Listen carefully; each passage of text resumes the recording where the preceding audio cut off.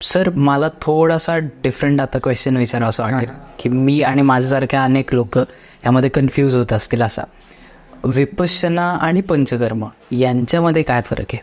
हो, खूप छान प्रश्न आहे हा. विपश्यनेचा जो मला अर्थ माहिती आहे त्याप्रमाणे विपश्यना तुम्ही तुमच्या आतमध्ये बघा. ओके. तसं कुठल्याही आपण आध्यात्मिक मार्गाने जर का गेलो तर आपण म्हणतो की खरं किंगडम आतच आहे.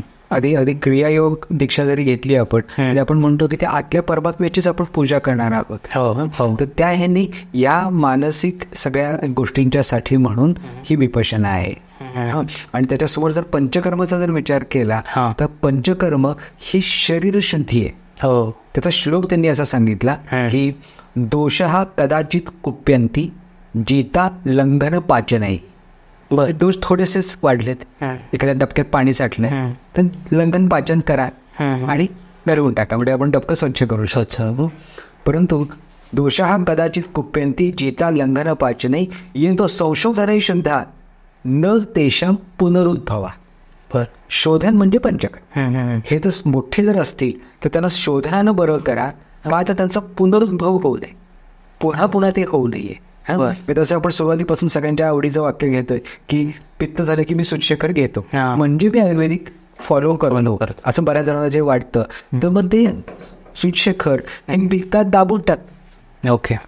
पण हे संशोधन जे केलं जातं आता, जसं ऑक्टोबर हीटचा काळ येईल, शरद ऋतू येईल, कारण किंवा बऱ्याच जणांना जाडी वाटते, थायरॉइड आहे, अशा लोकांना आम्ही घरच्या घरी विरेचन नावाचं डिटॉक्स देतो. बरं. त्यांना इकडे यायची पण गरज नाही. ओके. कित्येकांना फ्री सल्ला पण त्याचा देतो. मग घरच्या घरी डिटॉक्स करायचं कशासाठी तर पंचकर्म म्हणजे विपश्यना ही मनाची शुद्धी असेल तर ही शरीराची शुद्धी. पण याच्यामध्ये फरक काय आहे बघा, की थायरॉइड हा खरं तर सायकोसोमॅटिक डिसऑर्डर आहे, मनाचा पण आहे. सोऱ्याचे सायकोसोमॅटिक डिसऑर्डर आहे, मग त्याला पण पंचकर्म सांगतोय, तर विपश्यना नाही सांगत आहे आपण. मग healthy mind in healthy body. Okay. Body शुद्ध झाली की माइंड आपोआप हेल्दी होतं. करेक्ट. विवेकानंदांनी जसं म्हटलंय की तुम्ही खाल तसे तुमचे विचार बनेल. तुमची आजी पण तुम्हाला म्हणत असेल अरे तिखट खाऊ नको, रागीट होशील. बरोबर आहे. मग तुम्ही खाल्लेलं पचवून इकडे जाणार आहे ना. मी नेहमी सगळ्यांना विचारतो की तुम्ही कोण आहात? जसे खाता तुम्ही तसे आहात का जसे पचवता तसे आहात? अच्छा, दोन वेगळे. म्हणजे विपश्यना हा करत असताना आपण एक बघावूयात, भगवद्गीतेतला श्लोक आहे, अहम वैश्वानरो भूत्वा प्राणिनाम देहमाशिका प्राणापान समायुक्त पचाम अन्नम चतुर्विधम. श्रीकृष्ण भगवान म्हणतात की मी तुमच्या पोटात बसून पचवायचं काम करतो. त्यामुळं सगळ्या ऑफिसेसना लंच टाइम असतो, डायजेशन टाइम नसतो. कृष्ण करतो. खरं म्हणजे खाणं आपलं काम आहे, पचवणं त्याचं काम आहे. पचवून डोक्यापर्यंत जर का गेलं तर आपल्याला आजार होणार नाहीयेत. मग त्याच्यामुळे विपश्यना करण्याच्या आधी शरीरशुद्धी सांगितली. जर आपण समाधीचा मार्ग जर अवलंबला तर योगशास्त्राचा उद्देश काय? समाधी. योग, नियम, आसन, प्राणायाम, प्रत्याहार, ध्यान, धारणा आणि समाज हे 8 अंग आहेत, 8 पायऱ्या आहेत योगाच्या. मग योग म्हणजे काय? शरीर. म्हणजे तुम्ही योगासनाच्या क्लासला जायच्या आधी एक तरी डिटॉक्स करायला पाहिजे. ओके. मग नियम. ओके. मग मानसिक शुद्धी म्हणजे काय? मला हे सोनचं घड्याळ आवडलंय, मला त्याचं हे पाहिजे. शेजारीनं डबल डोअरचा फ्रीज घेतला, मला पण पाहिजे. हे सोडलं की यम झाला, नियम झाला. मग आसन, मग प्राणायाम, मग प्रत्याहार, ध्यान देणं. हे थोडं प्रत्याहार थोडंसं कदाचित संसारिक लोकांना पुढचं असेल, परंतु किमान यम, नियम, आसन, प्राणायाम या 4 गोष्टी करायला पाहिजेत. मग तिथे विपश्यना, योग, आयुर्वेद हे सगळे लोक एकत्र काम करतात. ही पंचकर्म असं म्हणत असताना आपण 5 कर्म असं म्हटलंय त्यांनी. ओके. बस्ती म्हणजे वमन, विरेचन, बस्ती, नस्य, रक्तमोक्षण. ओके. असे 5. त्यातलं बस्ती हा मेन 50% भाग सांगितला. वमन हा ऊर्ध्व चतुर्गत गोष्टींसाठी. विरेचन हा उष्णता, पित्त, त्वचारोग याच्यासाठी.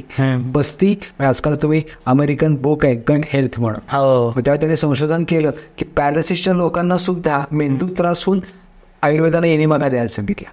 ओके. ऑटो इम्युन डिसऑर्डर असेल, सायकोसोमॅटिक डिसऑर्डर असेल तरी तो का द्यायला सांगितला? मग आजकाल आपण मॉडर्न भाषेत म्हणतो गट इज अ थर्ड ब्रेन म्हणतो, गट फिलिंग. पण गटला 3रा ब्रेन मानलेला आहे यांना. म्हणजे मोठा मेंदू, लहान मेंदू आणि गट हा. मग ह्या लहान सगळ्यात तिसऱ्या मेंदूची काळजी या बस्तीमध्ये घेतली जाते. नस्य म्हणजे नाक, कान, डोळे, घसा, मेंदू हे सगळं चांगलं राहण्यासाठी नाकातनं औषध टाकणं. नासा ही शिरसोद्वारम असं म्हटलंय. आणि पाचवं रक्तमोक्षण, दूषित रक्तामुळे जे व्याधी होतात ते सगळे काढून टाकण्याची प्रक्रिया. ही 5 कर्म. बऱ्याच जणांना वाटतं की मी मसाज शिरोधारा घेतली म्हणजे पंचकर्म केलं. मसाज शिरोधारा हे पूर्वकर्म आहेत, उपकर्म आहेत. मेन कर्म ही 5 आहेत. त्याचं पूर्वकर्म सांगितलं. आज म्हणून बॅग घेऊन डॉक्टर तुमच्याकडे राहायला चालू आहे, आता पंचकर्म करूनच टाका. म्हणजे कसं हॉस्पिटलमध्ये त्याचं बेडवर झोपायचं म्हणायचं माझं आता अपेंडिक्स ऑपरेशन करा. डॉक्टर पूर्वतयारी लागते बाबा त्यावर. मग तसं थोडी शारीरिक मानसिक पूर्वतयारी करून मग ते करायला सांगितले. आणि इथपासून सुरुवात करून जे आपण च्यवनप्राश वगैरे खातो, तर च्यवनप्राश खायच्या आधी पण डिटॉक्स सांगितलं. ओके. आणि जो खरा च्यवनप्राश सांगितलेला आहे त्याला कुटी प्रावेशिक रसायन म्हटलंय. म्हणजे 7 दिवसापासून 45 दिवसापर्यंत एकाच खोलीत राहायचं. ती खरी आयुर्वेदिक विपश्यना. ओके. त्या खोलीच्या बाहेर तुम्ही नाही पडायचं. फक्त सवयी, नो ट्यूबलाइट्स. सवयीचा उजेड असतो. तुमच्या जन्मप्रकृतीप्रमाणे एरंड तेलाचा दिवा का श्रीपाद श्रीवल्लभांच्या पोथीत आहे बघा, त्यांनी रोग निवारणासाठी एरंड तेलाचा दिवा सांगितला. तो आयुर्वेदात सांगितलेला नाही. की त्या कुटी प्रावेशिक मध्ये तुम्ही एरंडाचा दिवा असतो, तुम्हाला विशिष्ट आहार असतो आणि त्याच्यावर हा जन्मप्रकृतीप्रमाणे च्यवनप्राश म्हणून असे हजारो च्यवनप्राश आहेत वेगळ्या पद्धतीचे. पण ते च्यवनप्राश खाल्ले जातात. त्यावेळी तुम्ही स्वतःच्या आतमध्ये बघून कोणाशी बोलायचं वय काही नाही. आणि त्यावेळेला केलं जातं कुटी प्रावेशिक रसायन असं म्हणतात. प्रकृतीमध्ये अक्षरशः पांढऱ्या केसांच्या खाली काळे केस सुद्धा उगवलेले बघितलेत 45 दिवसात. इतकं शरीर नव चैतन्यानं भरून जातं, नव तारुण्याने भरून जातं. ओके. इतकं कित्येक आजार त्यातनं बरे होतात. मग हे सगळं जे केलं जातं तर आपण आयुर्वेदिक विपश्यना मग हे सगळी कॉम्बिनेशन्स आहेत कुठेतरी. आणि त्याचं वटवृक्ष म्हणजे आयुर्वेद. कारण त्याने जे म्हटलं तसं मग अशी म्हटलं जगातल्या सगळ्या गोष्टी औषधी आहेत असं आयुर्वेद म्हणतो.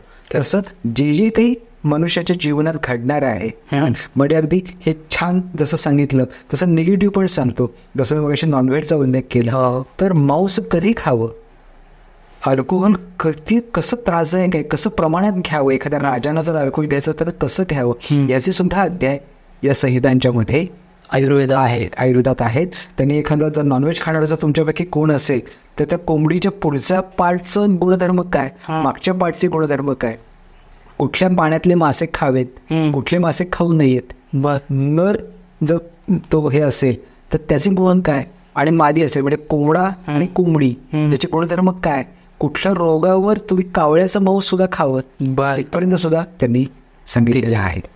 ही विपश्यनेपासून इथपर्यंत सगळाच भाग आयुर्वेदात येतो. आपण आपल्या प्रकृतीप्रमाणे आपल्या गरजेप्रमाणे त्याचा वापर केला पाहिजे.